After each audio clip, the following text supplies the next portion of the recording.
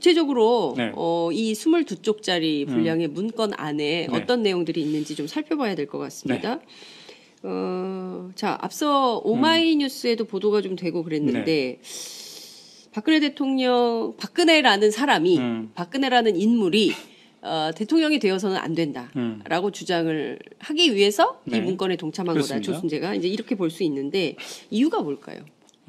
여기는 이제 5가지 이유 정도가 나와요. 네. 이유가 굉장히 이 많습니다. 문건에. 예. 이게 1쪽부터 22쪽까지 있는데 네. 중간중간에 왜 내가 박근혜를 반대하는가, 그래서 왜 이 녹취록을 작성하는가가 나오는데 그걸 전체로 쭉 취합해가지고 재정리를 해봤더니 한 5가지 정도의 이유가 나오는. 첫 번째로는 박근혜가 스스로 판단할 능력이 없다는 거예요. 어른인데. 그래서 완전히 측근의 꼭두각시일 뿐이다. 그렇기 때문에 한 나라를 이끌 만한 그런 능력이 도저히 없다. 이런 얘기를 합니다. 1쪽에 이런 얘기를 합니다. 자기가 박근혜와 업무를 하면서 지내보면 완벽히 꼭두각시예요. 지금은 능력이 좀 생겼는지 모르겠지만 그 당시만 해도 완벽하게 아무것도 몰라요. 아무것도 능력 없는 것이 뭘 하겠다고 설치해야 되는지 이렇게 이제 시작을 하는 거예요. 예. 그다음에 이 완벽하게 꼭두각시라는 표현이 3차례에 걸쳐서, 그러니까 2쪽에도 나오고 20쪽에도 이렇게 나옵니다. 100% 꼭두각시였습니다. 이런 표현이 나와요. 네. 그리고 나한테 뭔가를 물어보면 이렇게 쏙닥거려주면 그게 한자도 틀림없이 그대로 말을 하게 된다. 이런 표현도 나오고요.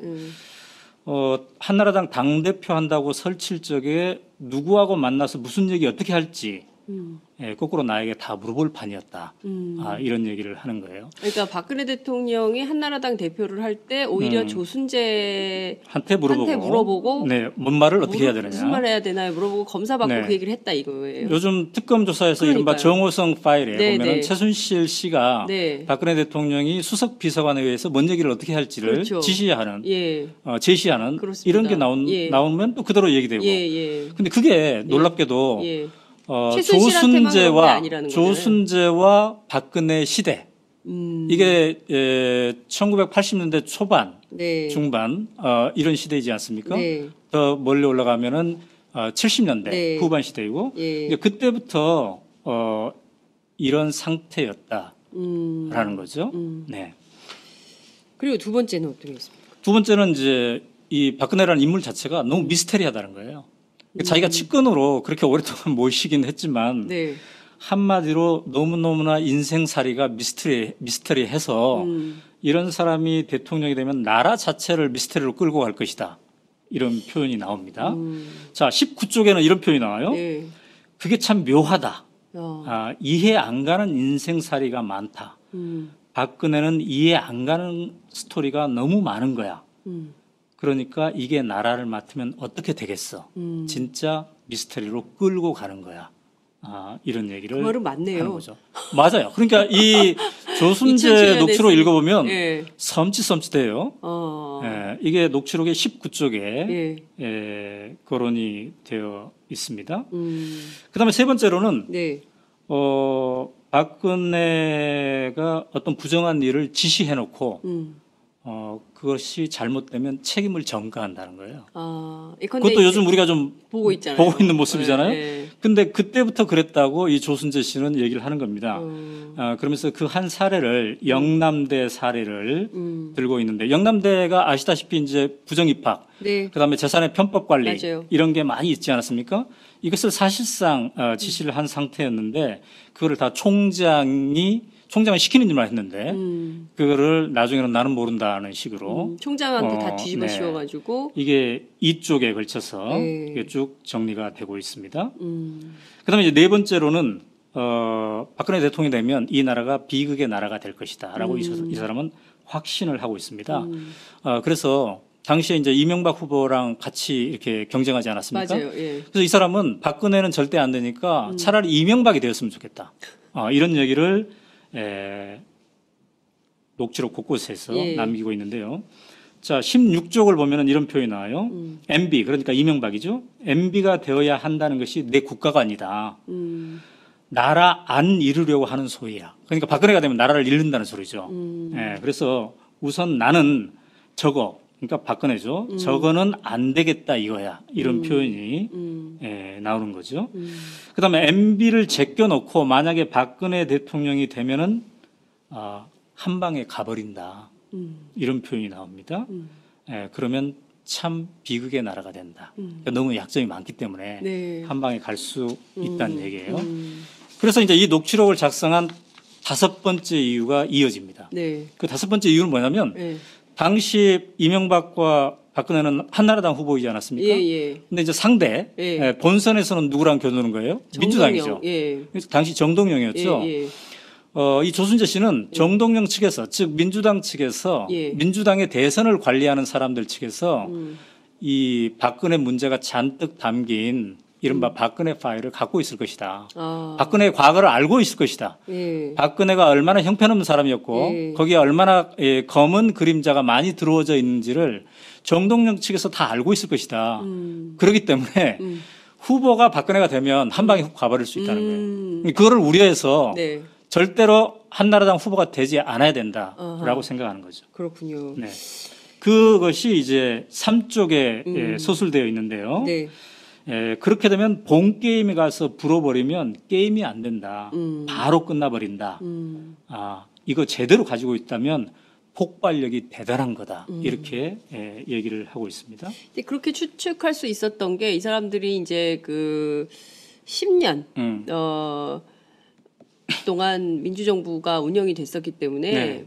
김대중 노무현 그렇기 때문에 박근혜 관련해 가지고 상당한 자료를 갖고 있을 것이다라고 본 그렇죠. 거죠. 네. 그런데 결과는 이제 MB가 됐기 때문에 네. 저쪽에서도 특별한 공격이 없었던 거 아닌가 이런 생각이 좀 들기도 하는데 사실 이제 이런 녹취록에도 불구하고 네. 2007년에 그 한나라당의 후보 검증 과정에서 네. 박근혜 후보에 대한 검증이 수박 겉핥기 맞아요. 가버렸어요. 근데 박근혜 후보는 여기에 대해서 이제 부인을 합니다.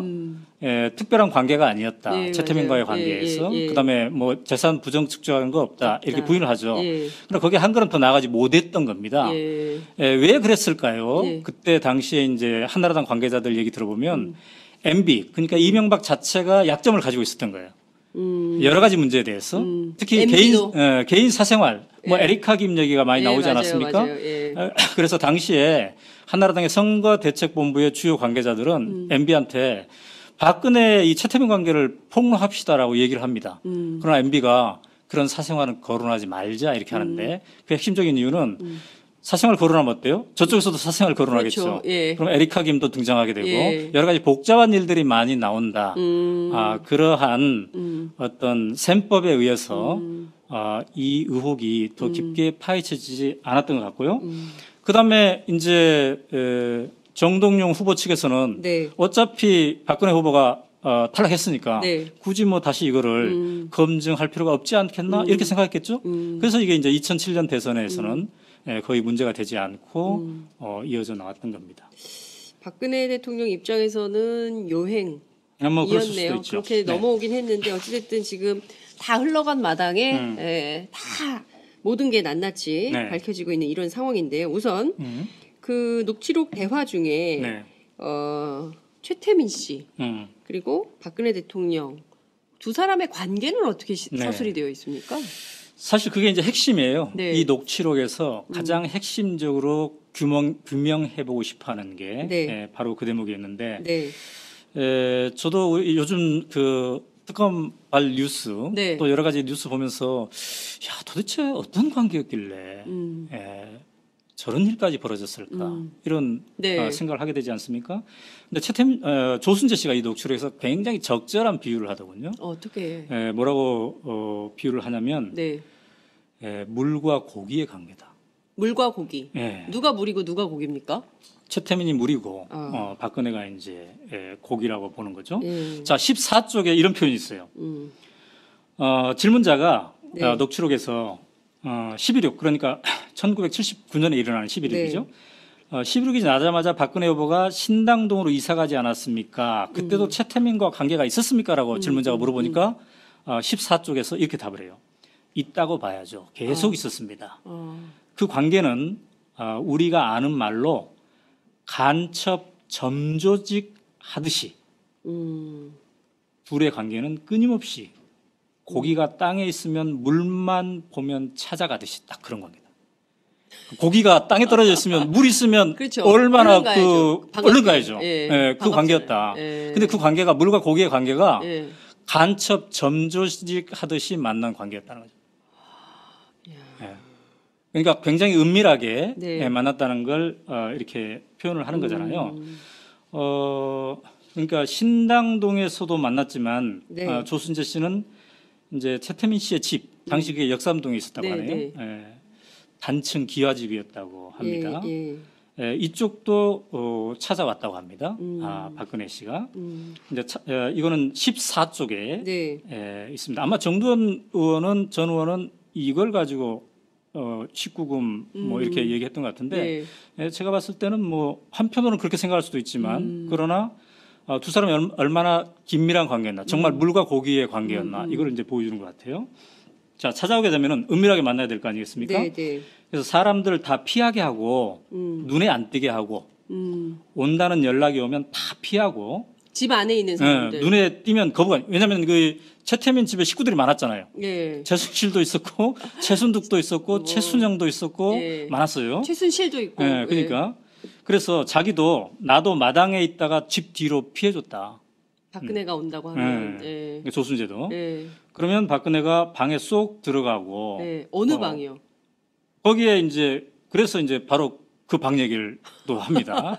어느 방? 이게 이제 14쪽에 이게 있는 건데 예. 이 14쪽이 바로 이제 이쪽인데요. 예. 여기에 이제 방과 관련된 얘기. 방과 관련된 그 골방에 대한 얘기가 예. 그게 한두 평 정도 되는 예. 방이었다고 이렇게 얘기하는데 예. 자, 조순재 씨는 말이죠. 그 골방에서 네. 박근혜 최태민 씨가 단둘이 3시간이나 4시간 정도 있었다고 합니다. 자, 14쪽에 구체적으로 이런 표현이 나와요. 네. 3시간, 4시간 안 나오고 둘이 있는데 그 골방이 요만한 거야 이런 표현을 해요. 이 방이 좀 좁고 길다. 한두 평 정도 되는. 둘이 들어갔다 하면 3시간, 4시간 있는데 밥은 먹어야 되죠. 밥은 문간에 갖다 놓으면 영감이 들고 들어가서 자기네들끼리 먹고 이렇게 영감은 최태민 씨를 얘기하는 거죠. 예. 예. 그러니까 그렇게 긴밀한 관계였는데 그러면 과연 몇 번이나 왔을까라고 그 예. 질문자가 물어봤더니 네. 한 달에 몇 번이나 왔습니까? 그랬더니 자주 왔다. 이런 표현을 이렇게 하더군요. 네. 근데 그 회의를 했을까요? 뭐 심층 토론할 수도 있죠. 네, 심층 우리 토론을. 옛날에 시국 걱정하면서 네. 카페에서 예. 특히 그때는 수배당할 우려가 있었기 때문에 예. 80년대 초반 예. 전두환 예. 정권에 예. 아주 은밀한 골방에서 예. 서너 명이 토론하고 그런 적도 있었죠. 예. 그렇군요. 이제 일부에서는 박관천 경정이 네. 그 얘기한 거 보면 이게 남녀 관계를 보고서 암시한 그런 네. 대목도 있지 않겠습니까? 네, 네. 근데 이제 두 사람의 나이는 네. 거의 40살 차이가 나거든요. 그렇군요. 그렇기 때문에 네. 그렇게까지 생각할 필요가 있을까 하는 생각이 드는데. 근데 궁금한 것이요. 네. 뭐 시국 토론을 했을 리는 없고 굉장히 자주 간첩 점조직 하듯이 와가지고 최태민을 만났다는 거잖아요. 네. 제 생각에는 그 부인도 있고, 네. 그죠? 그 임선희 씨 부인이 있잖아요. 5번째 부인이긴 하지만 맞습니다. 부인도 있고, 그리고 애들도 있고. 그런데 밥은 또 누가 날라다 줬을 거 아니에요? 네. 그러면 이게 좀 그 정상적인 가정에서는 맞아요. 이렇게 할 수가 없잖아요. 그래서 어떤 이제 아줌마가 자꾸 오는 거잖아요. 그래서 이 14쪽에서 네. 그 질문자가 얘기를 합니다. 네. 그 식구들이 많이 있을 텐데, 네. 그 부담을 느끼지 않았을까 네. 이런 얘기를 했는데, 네. 조순재 씨는 이 녹취록에서 어떤 표현을 쓰냐면 감수했다 이런 표현이 나와요. 감수? 뭘 감수? 그런 장면을 감수했다, 감내했다. 왜냐하면 네. 표현이 이제 엄청난 대통령의 딸이다 이런 표현이 나오고 그다음에 엄청난 돈에 감수하는 거지 이런 얘기를 합니다. 그러니까 조순재 씨는 최태민이 박정희 대통령이 남긴 돈 그래서 박근혜의 소유가 되었을 법한 그 뭉칫돈 이거를 관리하는 역할을 바로 최태민이 했기 때문에 그리고 그 덕분에 이 집안이 굉장히 찢어지게 가난했다고 하지 않습니까? 이 녹취록도 나와요. 얼마나 가난했는지. 굉장히 가난했대요.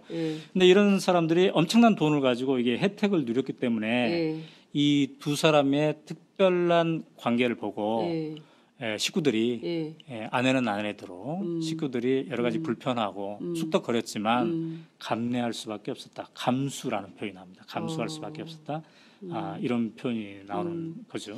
그러니까 이 둘의 특별한 관계가 골방에서 서너 시간 같이 있을 관계잖아요. 시국 토론을 했는지 어떤 종교적인 어떤 행위를 했는지 또 다른 행위를 했는지를 모르겠으나 근데 이것이 단순히 이런 밀접한 관계만 국한되지 않고 돈까지도 관리하는 그 관계로 이어진다는 거죠.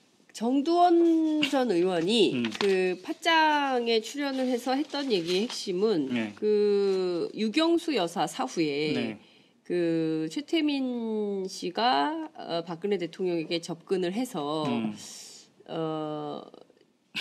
그 꿈에 나왔다 유경수 여사가 뭐 이러면서 접근을 해가지고 실질적으로 박정희 전 대통령 사후에 그러니까 이제 이를테면 그 집무실에 있었던 돈 이외에 박정희 전 대통령의 이른바 통치자금 뭐 이런 것까지 다 포함해서 누가 문을 열어줬겠냐. 그러니까 청와대에서 문 열어서 그 돈을 가져갈 수 있게 한 사람은 박근혜 대통령이다. 이런 얘기를 했거든요. 그러니까 최태민 씨 일가가 아주 오래전부터 이른바 박정희 전 대통령의 통치자금 플러스 알파 그러니까 박근혜 대통령을 통해서 그런 걸 다 관리했다. 이런 주장을 했습니다. 그 문건에도 그런 내용이 나옵니까? 네. 일단 그때 이제 그 구국 봉사단 혹은 구국 선교단, 한마음 봉사단 이게 다 같은 이름이에요. 시기별로 이름을 이제 바꿔가는데 이때부터 조순재 씨는 이 녹취록에서 돈천지였다고 그래요. 집안이. 감당해낼 수 없는 돈천지였다. 18쪽에 이런 표현이 나오네요. 그땐 돈천지지. 돈 많았어. 우리나라 재벌들이 다 냈어요.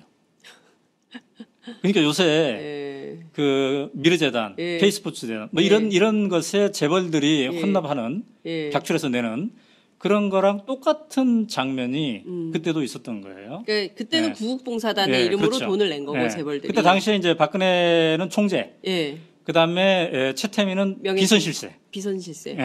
뒤에서 이렇게 하면서 실질적으로 다 조종하는. 자, 그래서 질문자가 이렇게 얘기합니다. 18쪽에서 구국 선교단 돈 관리는 누가 했습니까?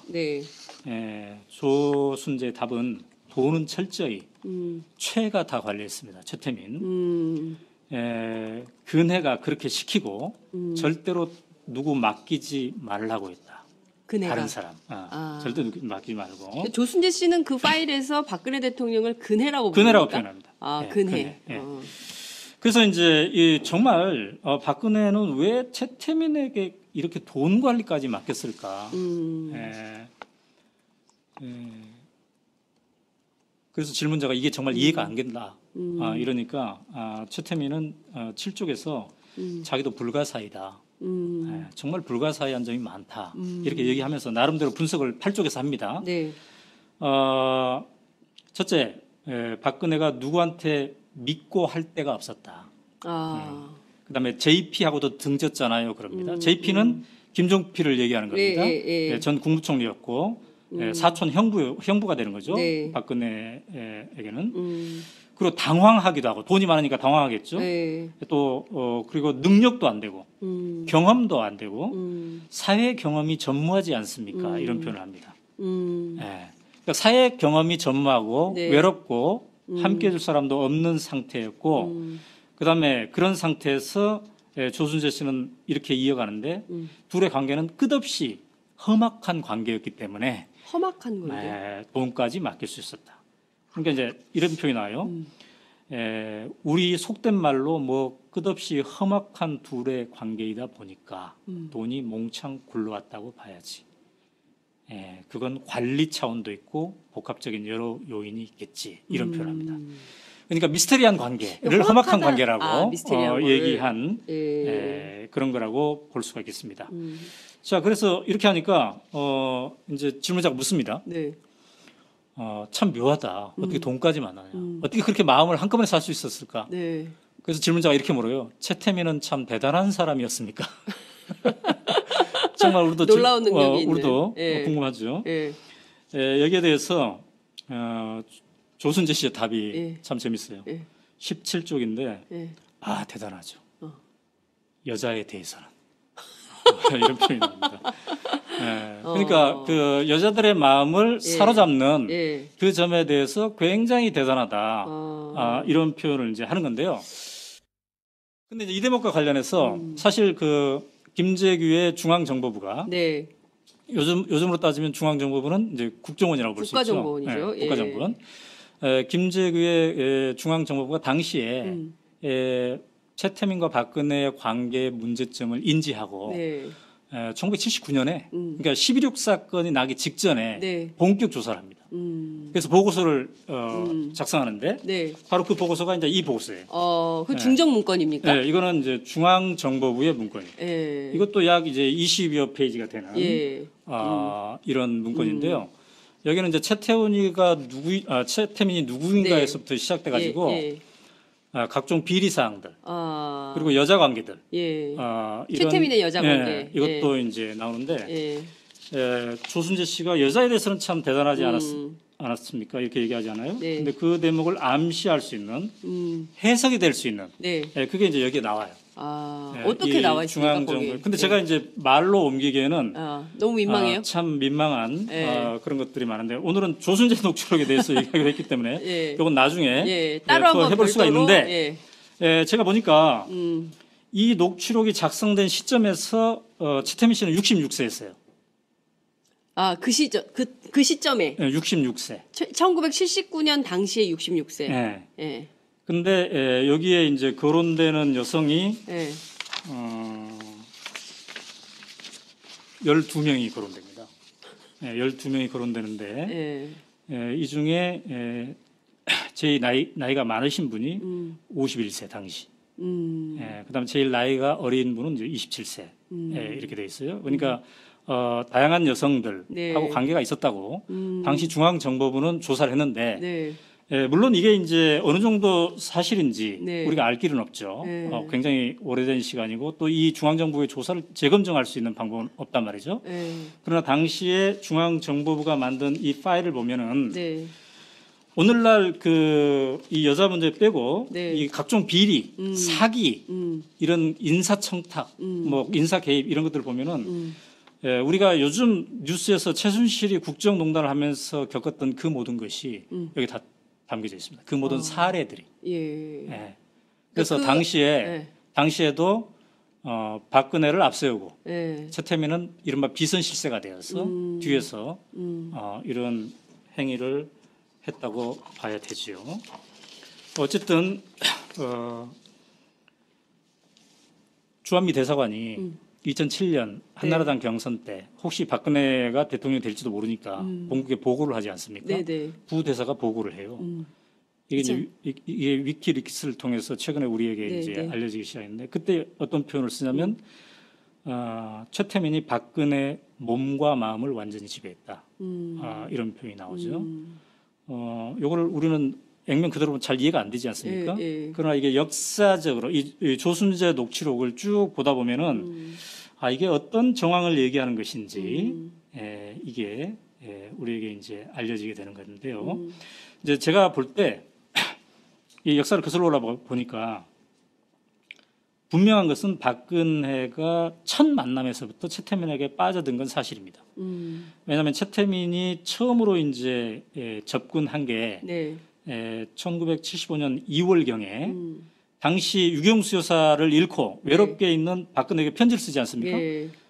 자기 꿈에 유경수 여사가 나타나서 너를 도와달라고 했다. 그녀를 도와달라고 했다. 그래서 3번이나 편지를 쓰는데 그래서 이 편지가 박근혜의 마음을 움직여서 결국 만나는데 그게 3월 6일 날 만나거든요. 당시에 1975년 2월 달에 편지 썼고 이제 3월 6일 날 만나는데 근데 근데 놀라운 건 뭐냐면 한 달 보름도 안 돼서 네. 첫 만남 있는 지 한 달 보름도 안 돼서 네. 최태민이 이른바 구국 선교단을 박근혜 후원으로 만들고 거기에 총재가 됩니다. 그러니까 우리가 생전 모르는 사람, 네. 40세 나이가 차이 나는 사람, 예. 그동안 인사도 못했던 사람인데 예. 만났는데 한 달 반 만에 예. 전국 조직인 예. 구국 선교단을 만들어서 당신이 총재하시오. 내가 후견하겠습니다. 이런 얘기를 할 정도면 한꺼번에 확 빠져들었다고 볼 수가 있겠죠. 모르겠어요. 일반 상식으로는 자, 그리고 또 하나 분명한 건 뭐냐면 이해할 수가 없어서 분명한 거는 조순재 씨도 네. 그렇게 가까이 있었던 조순재 씨도 참 미스테리다. 왜 그럴까? 이런 얘기를 막 하잖아요. 네, 네. 그 힘이 어디서 나올까? 네. 도대체 네. 박근혜 뭘 알고 있길래 그렇죠. 어떤 힘을 움직였기에. 예. 근데 분명한 것은 예. 이런 최태민은 1994년에 죽습니다. 그러니까요. 뭐 설이 많아요. 예. 왜 죽었는지. 예. 겉으로는 심장마비인데 뭐 또 다른 설, 뭐 타살설 여러 가지가 있습니다. 어쨌든 죽어요. 근데 이때 죽고 나서 이 박근혜 관리를 그동안 최태민이 해왔는데 네. 그 힘이 고스란히 이제 최순실로 승계가 된다는 거예요. 예. 예. 근데 이제 들리는 말로는 최순득하고는 친구잖아요. 네. 나이가 같잖아요. 네. 박근혜 대통령하고. 그런데 그 동생인 최순실 씨가 어떻게 또 그렇게 힘을 갖게 되었을까? 그것도 미스터리예요. 그것도 미스터리예요. 그 형제가 그러니까 남매가 많이 있는데 네. 자매가 많이 있는데 예. 왜 유독 그 중에서 최순실이었을까? 그러니까 의붓이 형제까지 포함하면 네 남매죠. 네. 딸이. 예. 근데 왜 하필 최순실이었을까? 예. 예. 어쨌든 제 생각에는 최근에 최순실의 이 국정농단 사건을 보면서 이 조순재 녹취를 통해서 역사를 거슬러 올라가 봤더니 네. 최태민이 박근혜에 대해서 가졌던 힘을 고스란히 최순실이 갖게 되었다는 거죠. 그러니까 이게 단절이 안 됩니다. 네. 그러니까 아버지가 죽고 딸로 그대로 간 거예요. 예. 그래서 그래서 중앙정보부가 조사한 이게 네. 아마 우리 특검이 조사하는 거랑 굉장히 비슷할 거예요. 예. 그 유형들이. 제가 보기에는 지금 이제 1970년대 김재규가 조사했던 그 파일이나 지금 윤석열 검사가 하고 있는 파일이 그 훗날 뒤에 그렇죠. 지금 뭐 30년, 40년 뒤에 또 우리 후대 검찰이 그땐 이런 일이 있으면 안 되는데 여하튼 나중에 역사가 두 개의 문건을 놓고 비교하면서 어떤 차이가 있는지 공부하는 기회가 있지 않을까 싶습니다. 네. 그 중요한 것은 박근혜와 최태민의 관계 상당히 문제가 있고 위험하다라고 네. 해서 김재규 중정부장도 결국에는 그 거사 사고 이렇게 저격하기 전에 그렇게 해서는 안 된다라고 해서 이제 소위 불러가지고 침국 사건도 하지 않습니까? 네. 예, 이 끊임없이 있었는데도 이게 잘 해결되지 못했던 아버지도 딸의 문제를 해결하지 못했던 거 아니냐. 네. 이런 얘기도 있어요. 그와 관련된 내용도 좀 녹취록에 있습니까? 그렇죠. 그러니까 이제 이 불가사의한 관계, 네. 물과 고기와 같은 관계, 이게 이제 누가 보더라도 좀 비정상적이지 않습니까? 네. 그래서 이것에 대한 문제를 이제 다 안 거예요. 그래서 이제 혹시 박정희 대통령은 모르고 있나 이런 생각에 네. 김재규 당시 중앙정보부장, 예. 요즘은 이제 국가정보원장이 부활을 시켜가지고 네. 조사를 시킵니다. 그 조사 결과가 이제 이거라고 볼 수가 있잖아요. 네네. 근데 이 조사 과정이 어땠는지가 또 이 보고서에는 막 나와요. 그러니까 김재규의 중앙정보부가 네. 도청까지 한 거예요. 이 조순재 녹취록의 4쪽에는 뭐라고 표현되어 있냐면 조순재 씨가 자기네들끼리 사무실에서 얘기했는데 1분 만에 저쪽에서 안 돼요. 김재규의 중정에서 중앙정보부 쪽에서. 1분 만에. 네. 그때도 도청 기술이 굉장히 그러니까 뛰어나죠. 그런 도청 혹은 스파이를 심었겠죠. 네. 근데 이걸 또 알고 박근혜와 최태민 쪽에서 중앙정보부에서 우리를 캐고 있다는 걸 알고 그쪽도 결사적으로 또 대결을 했다는 겁니다. 표현이 이렇게 나옵니다. 4쪽에. 박근혜와 최태민은 김재규를 결사적으로 씹었다. 저걸 두면 큰일 난다고. 그러니까 그러니까 두 세력 간에 이제 갈등이 그러니까 이를테면 이런 거네요. 겁니다. 최태민과 박근혜가 한편, 그리고 이제 중정, 그렇죠. 이렇게 해서 서로 싸우는 거죠. 네. 네. 서로 죽여야 된다고 생각하는 건가요? 이 지금의 그 박근혜 청와대에서도 누가 비선실세 역할을 차지할 것이냐를 가지고 이렇게 하지 그렇죠. 않습니까? 맞아요. 그런 거랑 이제 비슷하다고 볼 수가 있겠죠. 어쨌든 그런 과정을 통해서 바로 이 이제 보고서가 만들어지는 건데요. 이 보고서를 이제 박정희 대통령이 어쨌든 구도론 듣고 정말 사실인지 믿기지 않잖아요. 그래서 이른바 이제 친국을 합니다. 불러요. 왕이 직접 전에 이제 자기와 관련된 친족이나 부하나 특별한 이 관리를 이제 이른바 조사하는 거잖아요. 근데 그 자리에서 중앙정보부의 국장도 배석하고 그랬는데 이 조순재 녹취록에 의하면 중앙정보부가 다 조사를 했는데 그 자리에서는 증거를 못 낸다. 왜요? 그러니까 자기네들이 조사한 증거를 다 제시하면 박근혜는 그 자리에서 맞아 죽을 것이다. 아, 아버지한테? 이런 생각을 이제 한 거예요. 그다음에 또 한편으로는 여기에 이런 표현이 나옵니다.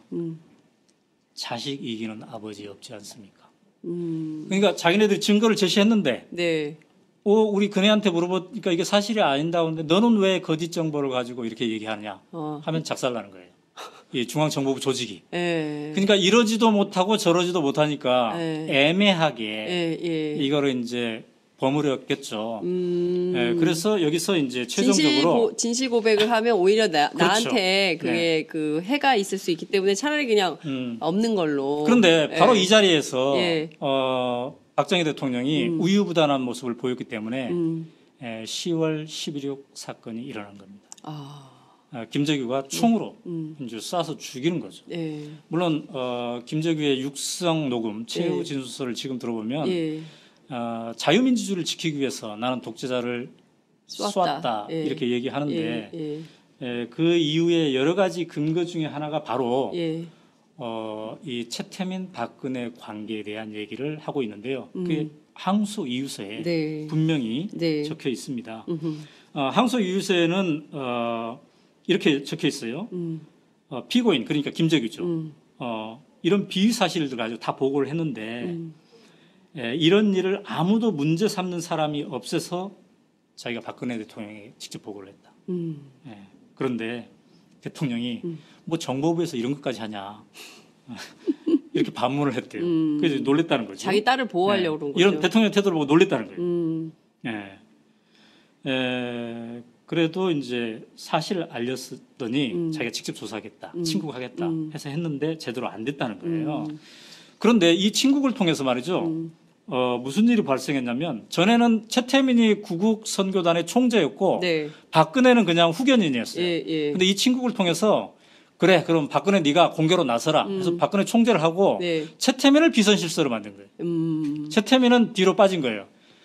그랬더니 문제가 계속됐다는 거예요. 그래서 김재규가 자기의 항소 이유서에서 나는 왜 총으로 쏘았나 그 항소 이유서에서 바로 그게 그렇게 얘기를 합니다. 주변의 비위에 대하여 아무도 문제 삼지 못하고 또 대통령 자신도 그에 대한 판단을 그르치고 있다는 판단을 했다. 그래서 더 이상 안 되겠구나. 이런 판단을 결심하는데 중요한 게 됐다는 거죠. 어쨌든 박정희 대통령 직접적으로는 1979년 10월 26일 밤에 궁정동 청와대에서 이른바 연회를 하다가 김재규의 총에 맞아 죽었지만 이 배경적 원인을 따져보면 딸 박근혜와 최태민의 이 미스테리한 관계 이게 함께 있는 거죠. 야, 이게 그 한편의 대하 드라마, 대하 소설을 읽는 것 같은 느낌이 듭니다. 그러니까 시간은 한 48분 정도 흘렀는데 여러분은 어떠십니까? 이게 뭔가 좀 정말 가슴 아픈 슬픈 우리 현대사 독재자로부터 파생된 그리고 독재자의 딸로부터 파생된 이 역사가 지금까지도 오고 있다는 생각이 좀 드는 건데요.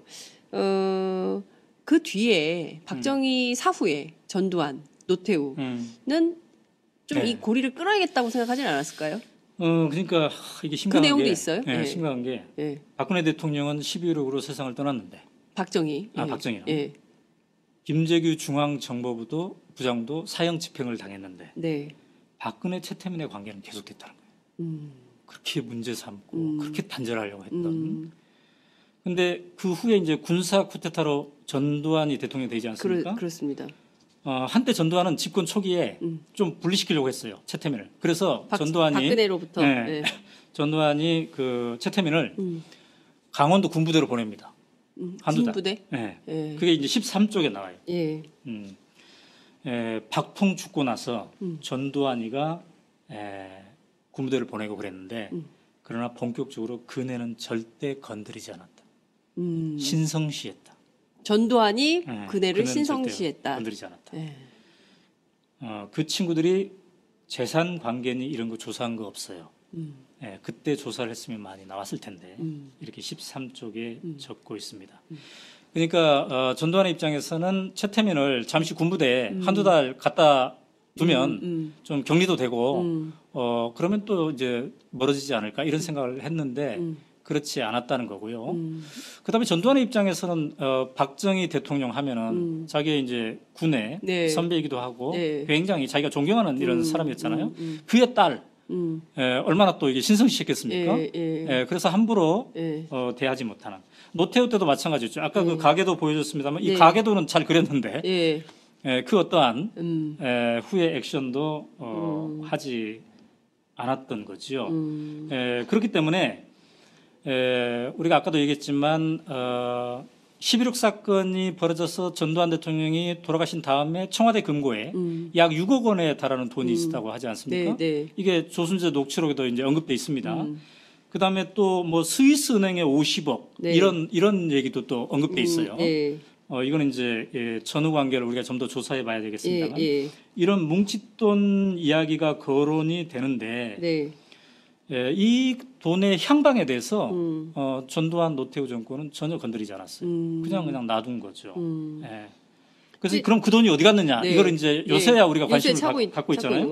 거기에 대해서 이제 이 조순재 녹취록은 그쪽에다가 이렇게 적고 있습니다. 전부 계집애들이, 그러니까 최태민의 딸들을 얘기하는 거죠. 계집애들이 다 사돈의 8촌까지 전부 분산시켜 왔다 갔다 정신이 없었어요. 그러니까 최태민의 그 가계도 아까 보지 않았습니까? 그 가계도에서 가계도를 한번 다시 보여주세요. 그 사돈의 8촌들, 그 사람들까지 재산을 분산시켰다. 이런 얘기를 이렇게 굉장히 복잡합니다. 거죠. 어떻게 보면은 그 롯데그룹의 지배구조를 보는 것 같은 느낌이 좀 들기도 해요. 저 가계도에서 이제 결혼을 5번 하는데 지금 그 최순실 사건, 최순실은 5번째 난 임선희 부인하고 난 관계고요. 우리가 얘기하는 지금 조순재 녹취록, 이거는 임선희와 엄마는 같지만 아빠는 다른 이 어부다들 얘기를 지금 하고 있습니다. 그렇군요. 문제는 그 다음에 이제 YS, 그죠? 그리고 나서는 DJ, 그리고 이제 노무현. 그렇죠. 그러니까 이른바 DJ와 노무현 민주정부 10년. 이때도 이 문제가 계속 이런 설들이 있었어요. 정치권 안에 최태민이라는 사람이 있는데 근데 그건 약간 이게 성역처럼 이렇게 돼 있었는데 민주정부 10년간도 이 문제는 해소되지 않았던 거죠. 그러니까 오늘날 이렇게. 그래서 김재규가 이제 항소 이유서에서 이렇게 박근혜 최태민의 문제가 많은데 이거를 아무도 문제 삼지 못하고 있다 이런 얘기를 하지 않습니까? 근데 이제 그 세월이 그 후에도 계속 된 거죠. 이제 누구는 알지 못해서 이 문제를 거론하지 못했겠죠. 또 누구는 믿기지 않았어. 어느 정도 이렇게 대충 알지만 아유 과연 그렇겠어. 또 누구는 이제 두려웠어. 또 누구는 이제 그거 다 지난 옛날 거 아니냐. 요새 지금 할 일도 너무 많은데 그 옛날 거 파서 뭐 하겠어? 이런 생각들, 이런 생각들이 있었기 때문에 이게 지금까지 계속되어 온 것이다. 그래서 이 최태민, 박근혜의 불가사의한 관계가 이제 박근혜 최순실로 이어져 왔던 거죠. 이게 지금 결국에는 이제 아버지가 했던 그런 수법들을 네. 전부 최순실 씨가 쓴 건데 네. 가르쳤을까요? 이렇게 글쎄요. 하라고?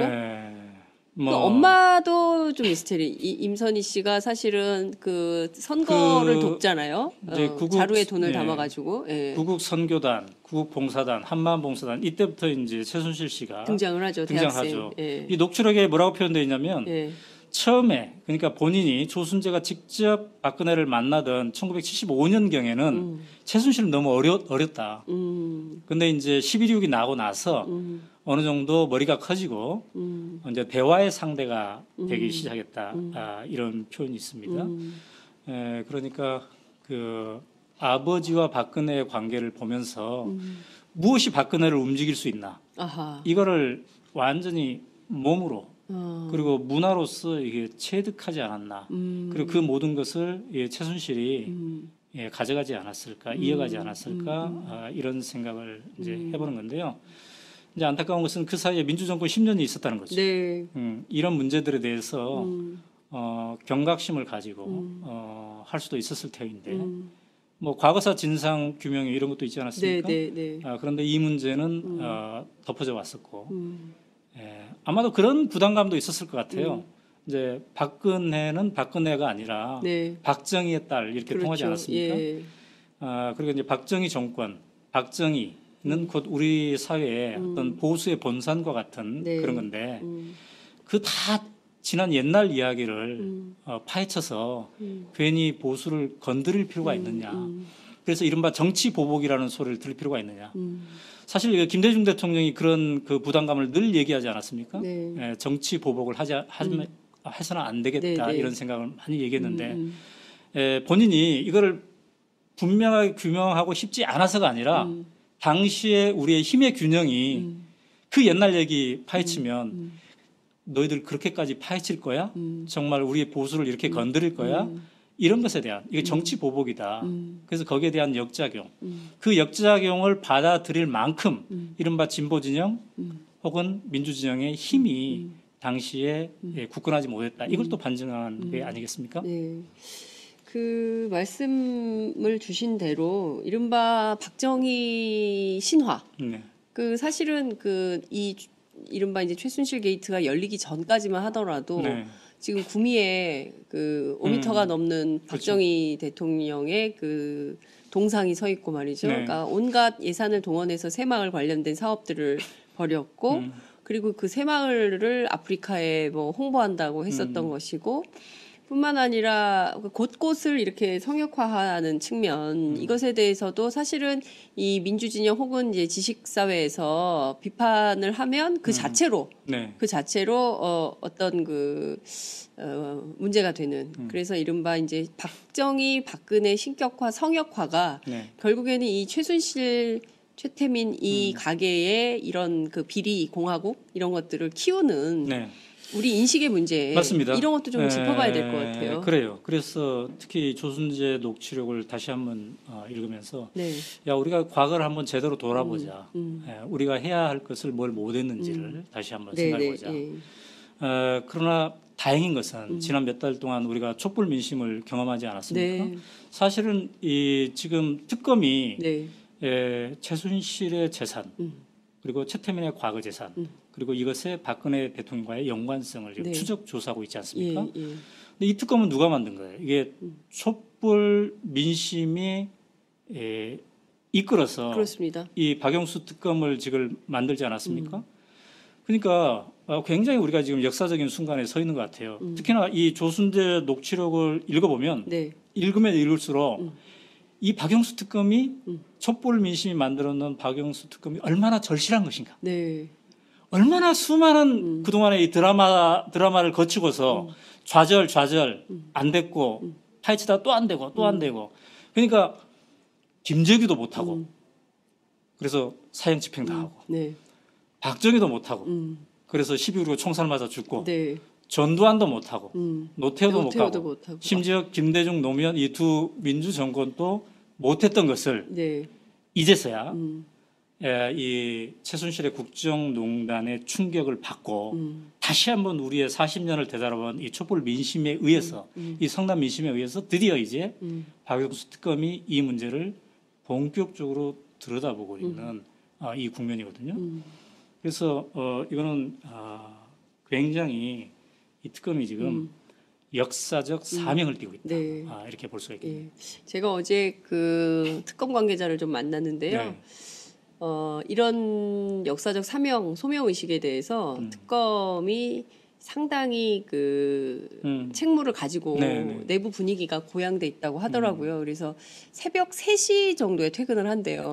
특검 요새 네. 관계자들이 새벽 3시 정도에 퇴근을 하고 저녁 있는 삶이 없군요 지금. 그 새벽에 퇴근하는 사람들이 거죠.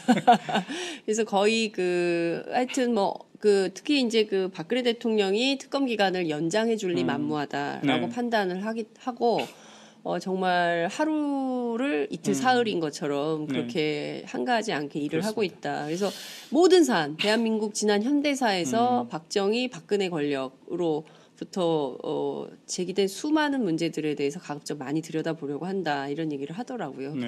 그래서 촛불이 좀 응원 촛불을 갈까요? 그랬더니 그런 거 됐다고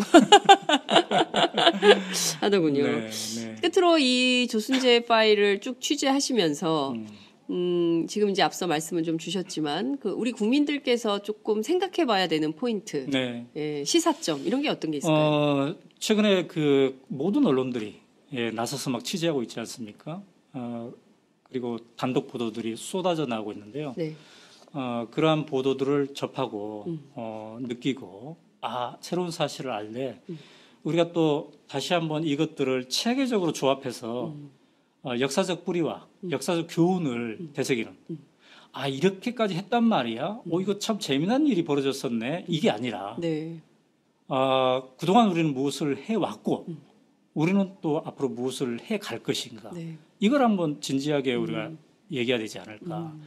그래서 이제 오마이뉴스와 오마이TV가 오늘 조순재 녹취록을 얘기한 이유도 거기에 있어요. 네, 사실 뭐 이 언급 자체는 여러 언론에서 하지 않았습니까? 네, 근데 우리가 한번 체계적으로 분석해보고 이 역사적 뿌리를 점검해보고 우리가 무엇을 교훈으로 얻을 것인가.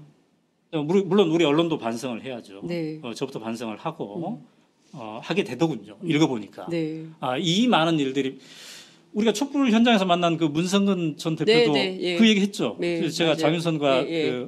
하는 토크하는 거 예, 봤는데 예. 그 현장에서 뭐라고 표현했더니 뭐 자괴감이 든다든가 네. 그동안 우리가 예. 이런 일이 벌어졌을 예, 때 우리는 예. 무엇을 했는가에 대한 예. 그래서 우리 모두가 다시 한번 생각하고 또 이 역사로부터 교훈을 얻고 새롭게 시작하는 그래서 우리가 이게 나라냐라고 하는데 이제부터는 그래 이게 나라다라는 걸 제대로 한번 만들어가는데 각자의 역할을 해야 되지 않을까 이런 생각이 드네요.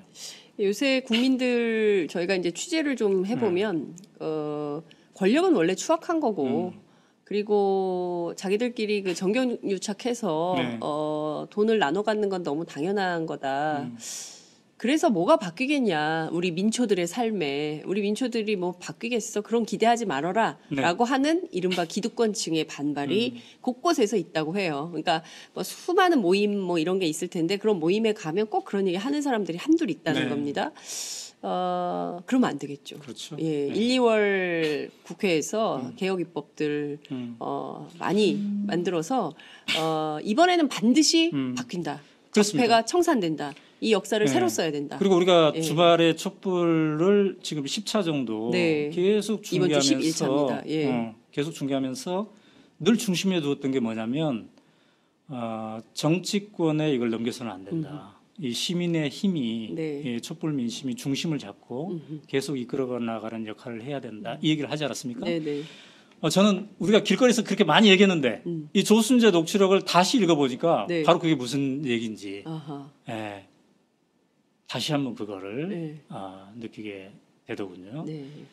그래서 우리 시민들의 깨어있는 시민들의 이 힘, 이게 굉장히 중요하다.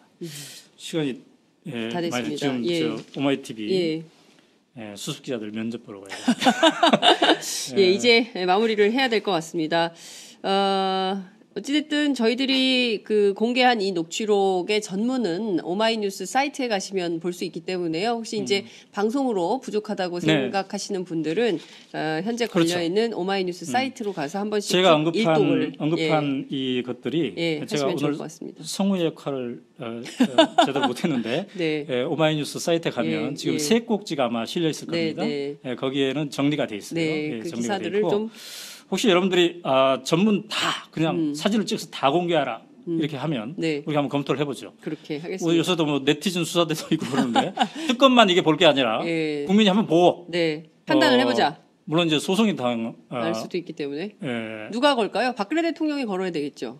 그럴 가능성이 있어요. 왜냐하면 다 돌아가셨기 때문에 다른 분들은 네. 최태민 씨도 돌아가시고 뭐 그거는 김진태 또 씨도 국민들이 돌아가셨기 때문에 예. 지금 충분히 생존에 감당해 있는 줄 수 인물은 있는. 박근혜 대통령밖에 없어요. 그래서 걸 수 있으면 그분이다 이렇게 말씀을 좀 드리겠습니다. 오늘 말씀 여기까지 듣겠습니다. 고맙습니다. 네, 감사합니다.